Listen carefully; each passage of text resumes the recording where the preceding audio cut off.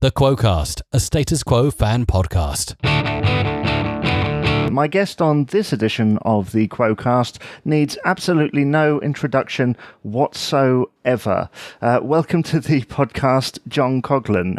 How are you doing? Oh, great. Hello. It's nice to be here. And yeah, I'm fine, thank you. It's so nice of doing something like this. And as you mentioned, lockdown, because, you know, we've all been wondering what we can do. And it's so nice to be able to speak to you and talk about the band that I used to play with. Yeah, as well as what you're currently doing. But before we get to all of that, connected actually to the band you're currently doing, obviously Lockdown, you had that single, which I'm sure we shall get to.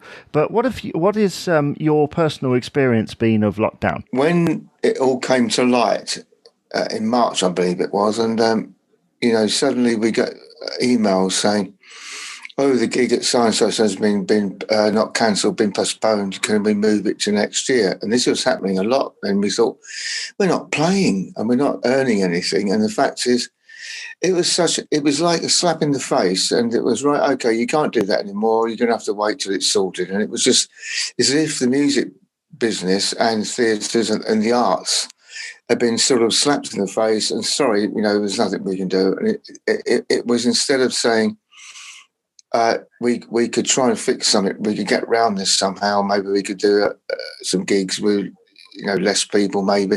It was just slap in the face, as I just said, and it was all, sorry, tough, you know, and it was like, oh, God. And I actually felt quite unwell in a way of suddenly what I loved doing had been taken away. You know, it was just awful. Yeah, I'm sure that many performers out there are in exactly the same position and can relate to that. But you haven't sort of just sat on your laurels, have you? You've been quite busy during lockdown, especially with the single that you released called Lockdown. How did that come about? Well, you know, that's interesting. Someone asked me that the other day, actually, in a pub I was in, and, you know, I don't know, because it was Rick Chase and Pete Mason, Mick Hughes doing the guitar work, and they sort of somehow just decided to call it Lockdown. I'm not sure if it was intended. I must ask, actually. It was just a good song, and Lockdown seemed to be the appropriate thing, so I just presumed that it was about the problem, you know, because we've done a video as well. There's a video, and it's quite funny because we all did it individually at our homes, and it's basically being played on the single. And Mick Hughes, our guitarist, lives in Whitchurch on Thames, which is near Reading. And in his garden, he was doing this mock-up of playing a guitar, which is an old broom, I think, and he just going to lockdown was sending you crazy. And there's some cows in the field behind him, because he hadn't seen them because he's facing the camera. And the cows just appeared out of nowhere, and one cow was doing what cows normally do, but we don't like to mention it on radio. So, and someone asked Mick, they said, "Oh, Mick, I've seen the video. How did you get the cows to do that?" It was quite hilarious because they did what they did, you know. And then there was me and my truck. There was someone else. There was Rick Chase trying to get a plane to take off. But it was good fun. You know, we did it all ourselves. And like the recording, we did that. And we did the video thing ourselves as well. And it just turned out all done by the band. I mean, if we got a recording company to film us doing cover of the song, miming it in a way, it would have cost quite a bit of money, but doing that, but we did it ourselves on our own back, and it was no charge at all for it. I think it perked up a lot of fans, and a lot of people said that it had that very 70s Quo sound. Was that intentional? I think it was, but possibly because we've obviously play all the Quo songs when we're out and about and doing gigs, and because of my past and all the stuff, the band will only play on stage songs that I recorded with the band, you know, what they wouldn't do in the Army now or Margarita time. So, because I didn't play on that and not too keen on those songs, but in the Army now I like, but the other one wasn't too keen, as a lot of Quo fans weren't. But anyway, that's another story. But and all the two new songs we've got, well, there's three actually we recorded, but they are very much like Quo in the 70s. And of course, the fans love that because it's taken them back how things used to be. Yeah, I think so. But now, after all of the lockdown that everybody has experienced and things are starting to ease again, you've got a gig coming up.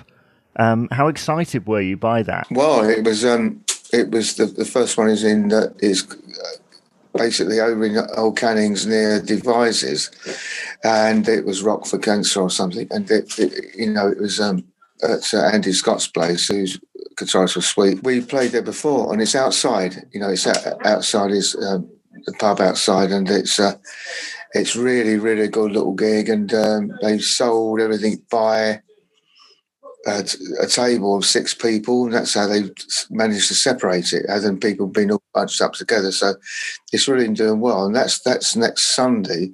Then the following week, I believe, there's North Court in Abingdon, which is not far from where we live in Oxfordshire. And so that's done the same thing, but that's indoors, but less people than it would have been full, but that's sold out. And it was such a buzz, honestly, to be able to say, yes, we're going back to playing to an audience. It'd be a wonderful feeling, and I just can't wait.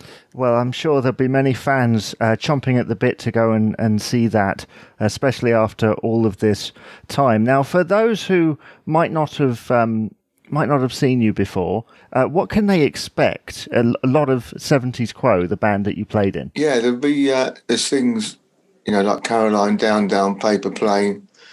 There's there's a lot of songs, really. There's a lot of it from songs that we played on the reunion tour. And, it's just really good stuff. And there's all April, Spring, Summer and Wednesdays and stuff like that. And a track called A Year, which I think when I was with Quo, I don't think we ever played that live. It was a great song, but I don't think we ever did it live. And I don't think we ever did April, Spring in the early days. Maybe we did, but I know we did April, Spring on the reunion tour, which is a great song. And it was good because I got the band to play that, because a lot of the Status Quo stuff, as you know, is a shuffle, and it's all about, a lot of people say it's the same as the other song. So lots of shuffles, yes, okay. So, and April, Spring was a different groove, and lots of fans love that. And the band love it because it's totally different from what Quo is, really. But and a year has turned out really well, and just lots of stuff like that. And also, I think they'll be happy with it because it's stuff that you will remember. And because, as you know, I think we made 14 albums or something, and there's loads of stuff out there that it's possibly possible to record and play on stage. Not record, sorry, play on stage. But we do the ones where all the people know them, like Paper Plane. And we have done Whatever You Want. We've done Mystery Song, but we moved on from doing all those, just moving on. What we like to do every now and again is move up the list a bit, do something different from last time. Hopefully you'll have more gigs coming up soon after the ones that you've currently got booked. But you mentioned the reunion tour. Now, I went in 2013, couldn't make it the following year. How much of a buzz was that tour for you? It was quite incredible because it was totally different. The fact that France has had a few rules, and we all sort of went, oh yeah, okay, but we didn't have a drink before we played because we're much older, and I suppose he thought it might slow us down. But we stuck by the rules, and it was just fantastic the way the whole thing's presented, with Jackie Linton announcing the band, and then the curtains just falling down and seeing the band standing behind it, and then also travelling on the reunion tour was so different from the early days, because we had these tour buses which were excellent, and there were 4 buses and 4 Arctic trucks. We had a big transportation. So there was Anna Lancaster, Bob Young, me, Gilly, my wife, and Dal, Alan's wife, on our bus. And the other bus was Francis and Rick and their PA and some other people. And the other 2 buses were the road crew and also the catering people. So the whole thing was totally different from, what it was in the old days of travelling in a van or just travelling in a normal car. But it was good. We loved it, and the audience were great. And of course, the different thing for me and Alan, of course, was that the fact if you was at the gig, you would have noticed there was no stage monitors. it was all in ears, the thing you put in your ears. And that was great because for me and Alan, we never used those in those days when we were in the band. But I found they were really good, and you can get a fantastic separation of bass guitar, lead guitar, rhythm guitar, bass, drums, and all that. You get all that. Plus, and when you take the things out, when you finish, there's no ear, your ears don't ring. There's nothing there. And it's just superb, man. It's just really good fun. And having said that, in my band, we just use stage monitors because that's what we used to using. But it was good. And in days off, we had hotels as well. If I wanted to stay in a hotel, get to not stay on the bus. But the good thing about the buses were catering would put food on the bus and drink on the bus. So when we just walked off stage and got onto our tour buses, the bus just drove off into the night, into the next concert, which was the next day. We just travelled overnight. And really, there would be food in the fridge for us to put in the microwave. There'd be wine and beer in the fridge. And so it was great. Rick Parfit, when the buses stop overnight, say, to get some diesel to stop and fill the tanks up somewhere, he used to get off his bus, come on our bus and say, "Oh, Francis has been miserable. Francis has gone to bed.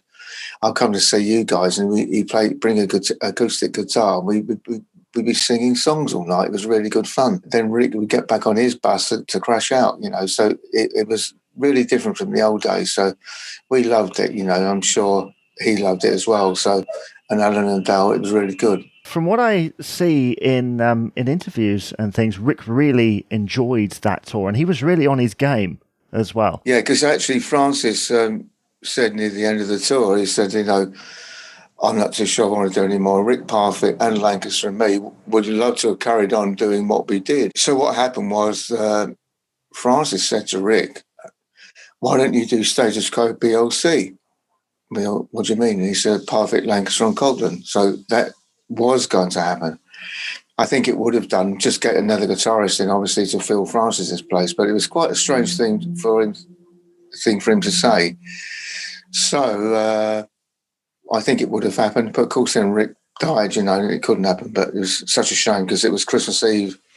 We got the news that he was in hospital and got the news the next day he died. And it was awful. And it was I was in tears, and it was such a loss of a great friend. It's still felt by fans to this day. There is rumour that there are PLC tracks out there that have already sort of half been done. Is there any truth to that? Well, I'm thinking about that. I don't know because I haven't heard anything. And also, we didn't actually go into a studio to record those songs, So, and maybe someone recorded. Even if we recorded the concerts, the reunion tour, that wouldn't have been PLC anyway. So I really don't know.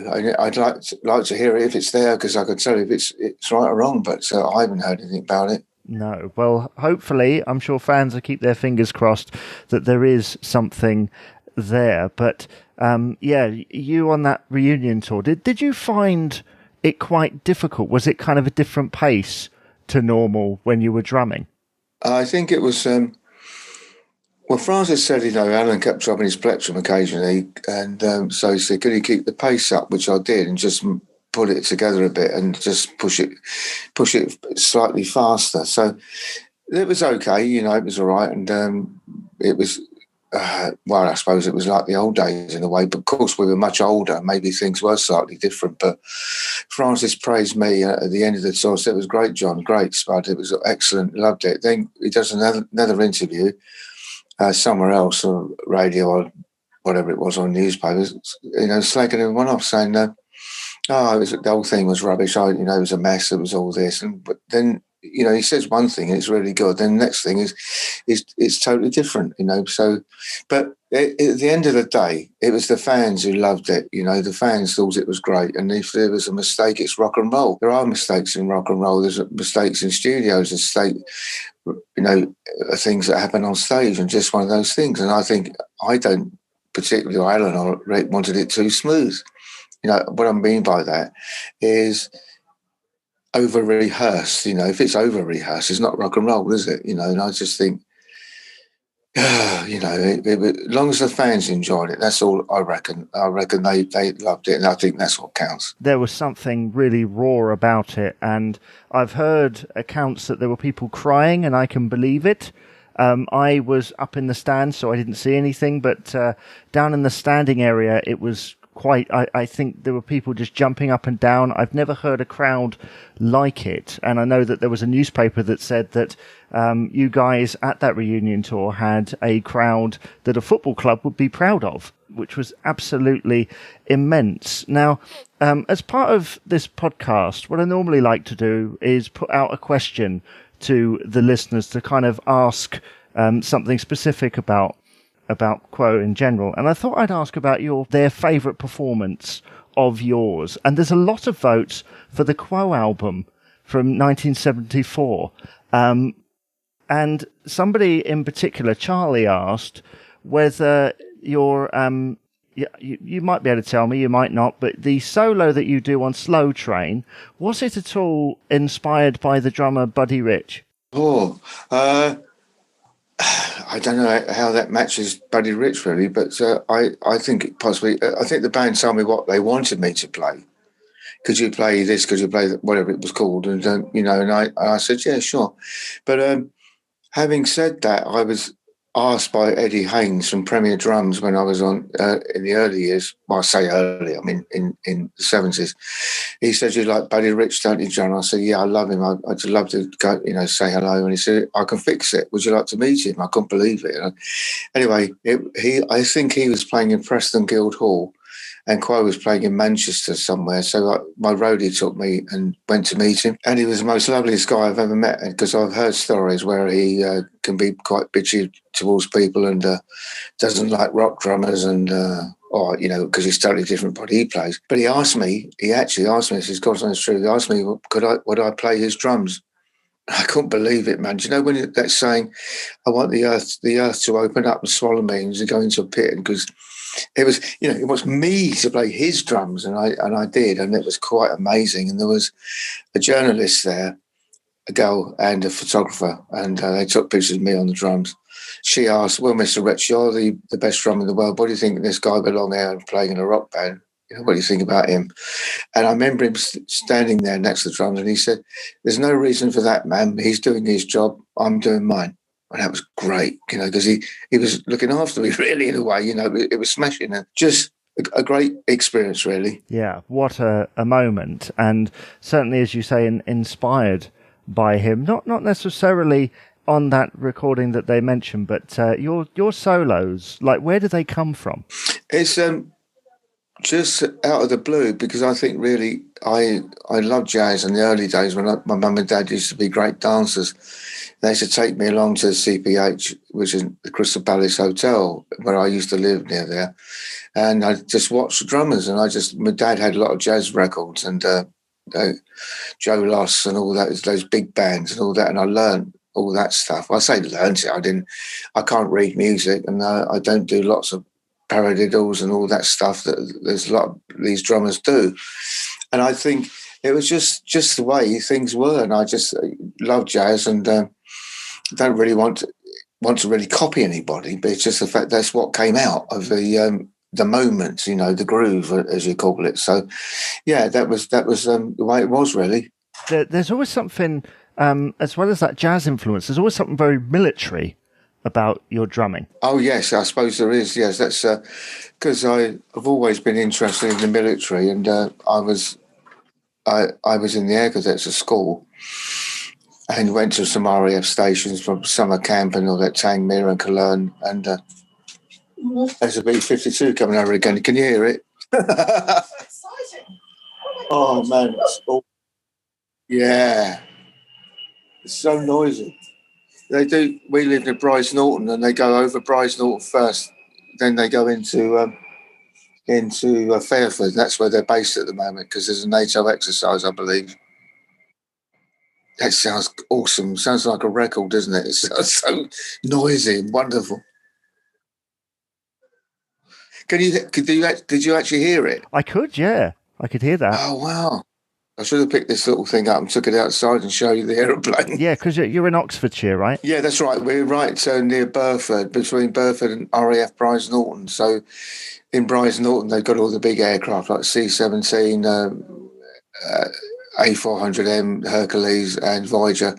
So it's really transporting air-to-air refueling aircraft, really. So that's what it is. And the Americans come over quite a lot, and they base themselves in RAF Fairford, which is not far away from here. So they take off in the morning, I believe, and go to Europe somewhere, do the exercise, and come back in the evening.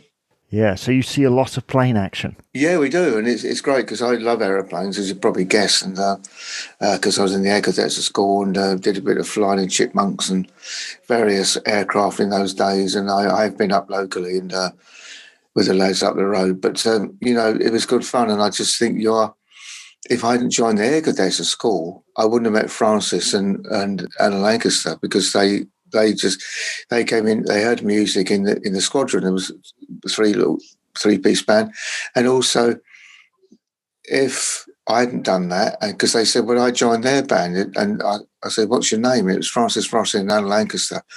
They put a little band together, and I joined them. And then later on in life, we became the Spectres. And then I joined their band 62, then 65. We had a gig in Butlins Minehead. We were there for 6 weeks, and it was great. Young lads away from home, away from their parents, playing the rock and roll ballroom. And that was awesome. Then we met Rick Parfitt in 1965, which is 65 was the time we were at Butlins. But yeah, and we met Rick, and Rick joined the band, and the rest is history. Yeah. I mean, that's well documented, isn't it? Yeah. It's well documented. What do you think of the early recordings, sort of the 60s stuff? There is one that I heard on Radio Oxford, because I did an interview for Radio Oxford and about lockdown, and it was pre-record. And I was quite surprised, and when they played it back today, there was a Spectres track. Now, you wouldn't think this was ever happened, but it was a track called I Who Have Nothing. It was a Shirley Bassey song, but we did it in a rock and roll style, and it was quite great. I thought, I'd like to hear that again. And also, I wouldn't mind putting in a set, to do that version, because it was so rock and rolly. But very unlike Shirley Bassey's, of course, and it was quite amazing. And so I hope she heard it, but be great. Yeah, well, I shan't take up too much more of your time, but what is like the one track that you enjoy playing with JCQ? Well, it's got to be in it a track called A Year, April, Spring, Summer and Wednesdays, and Caroline, Down, I suppose, Paper Plane, and stuff like that. So it's always nice to play those old songs, because they just live forever, and basically when you hear a Quo song played at a gig or on a radio or something, the people that are near it, you see them always dancing about, leaping around and dancing to the song, because they know them so well. Those songs are a lifetime influence of everybody, and I just think once you've heard a Quo song, it sticks with you forever. I just think that's where it is. Yeah. I think you're right. I mean, I can say that as a fan. I'm biased, of course, but I'm sure even those that say they don't like it, I think they do really. Can you settle an age-old argument for me, which is Caroline? Who sets the tempo? That was Rick Parfitt, I think, did that. I think it was Rick, then Francis, then the drums come in, and with me and Alan. So yeah, it was great. It was a great song, and that was always one that went down extremely well at gigs, and in the Quo days and JCQ days also. And it's one, when we start to play it, everyone cheers and falls in love with it. It's just one of those great songs. Yeah, I had a strange moment the other day where I was walking past some building works, and they had Caroline on the radio, and I can't help but hum along to it as I'm walking past this radio, and this builder turned around and started laughing at me, and you think, well, it's just catchy. You can't help it. It's just a great record, and your playing was exceptional. I mean, the live album from 76, 77, What are your thoughts on that? Because I know that Francis often says that it wasn't great in terms of playing, but we know how picky he can be about his performance. What did you think of your performance when you listen back? Yeah, I'll tell you what it is. It's quite strange because I remember in the day when I knew we were actually going to record it, we were live on stage in front of an audience. And I was always a bit nervous because I thought, oh God, we got the audience to satisfy. We got to play well because we actually are recording it. And then you play another gig and you're not recording it, and it would all be quite different because you haven't got to worry so much. And I was always a bit scared of making a bit of a fluffing the song. Oh, I should have stopped there. Oh God, whatever. I thought it was all right. I don't really play much Quo stuff at home. And the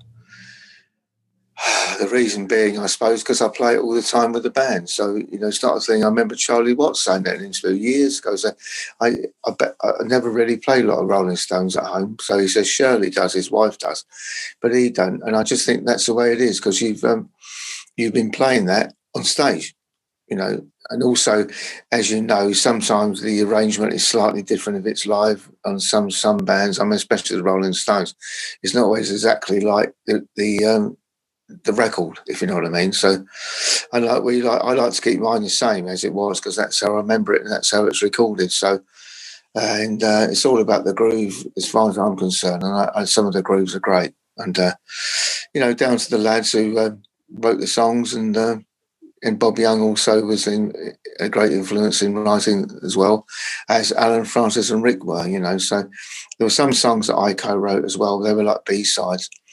So I think we all put our £10 thing and it all worked very well. And I think we've got to really thank all the audiences that bought the records and came to the gigs and supported us. It's down to them, really. And they're still doing that even now. This album that you might be working on with JCQ, when are you expecting it? Right, what's happened is we think we've done about 3 at the moment now because all over at Pete Mace's place.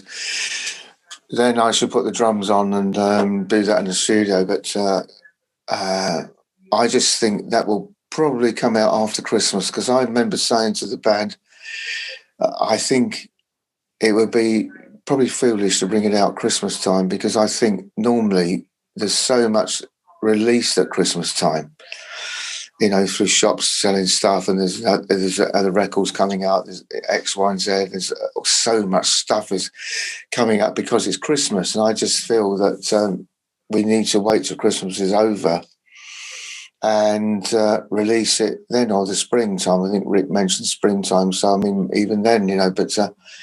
And we've got a great B-side. The B-side, opposite Lockdown, is awesome as well. It's another great song. So, that'll be released in time in the new year. Well, I'm sure many fans will be looking forward to that. John, thank you so much for being on the podcast today. It's a pleasure, mate. Thank you for inviting me. I'll do it anytime, mate. Thank you for listening to this edition of the Quo-Cast. And thanks once again to John for joining me. The new single from John Coghlan's Quo, Lockdown, is available on Spotify, iTunes, and all good digital music services. And if you'd like to find out more about John Coghlan's Quo and information on future gigs, you can go to facebook.com/John Coghlan Official. As for this podcast, if you've listened to the podcast and you'd like to be a guest, then please do let me know. You can email quocast@outlook.com. That's quocast@outlook.com. You can tweet @castquo on Twitter, or you can go to the Facebook page, which is just simply the Quo-Cast. From me, Jamie Dyer, bye-bye for now.